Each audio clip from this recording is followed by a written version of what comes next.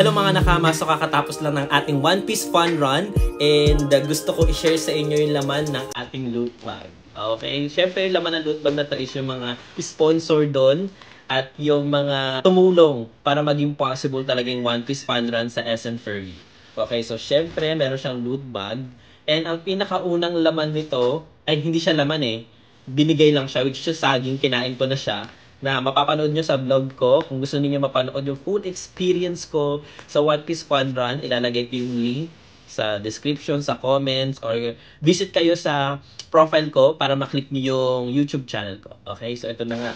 Ang pinakaunang laman is yung race number ko. Ayan. Tapos, yung bandana, dito ko na nilagay. Yung nakalagay sa ulo ko.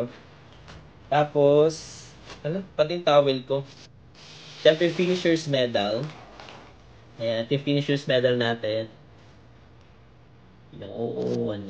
Ayan, so 10K yan. Ito lang, pare-parehas yung finisher's medal. Ang pinagkaiba lang is yung sa lace nila. May 10K tong nandiyan. Tapos, may tubig.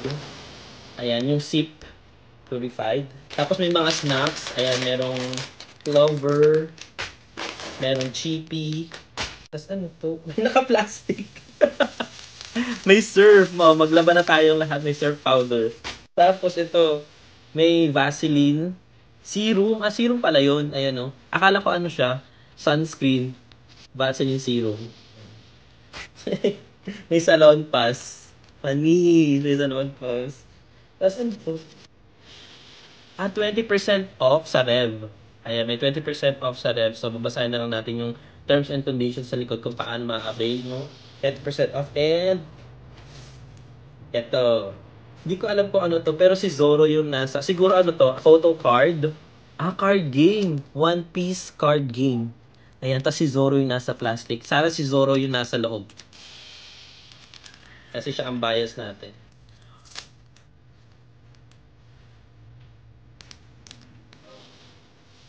Si Zoro!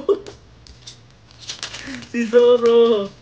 Wow! Zoro! Kung sino po yung ko bias ko. Meron na kasi ako mga ganito, guys. Wow! Yun lang, guys. Thank you so much for watching. And sana magkaroon ulit ng One Piece fun run pero sa ibang lugar naman.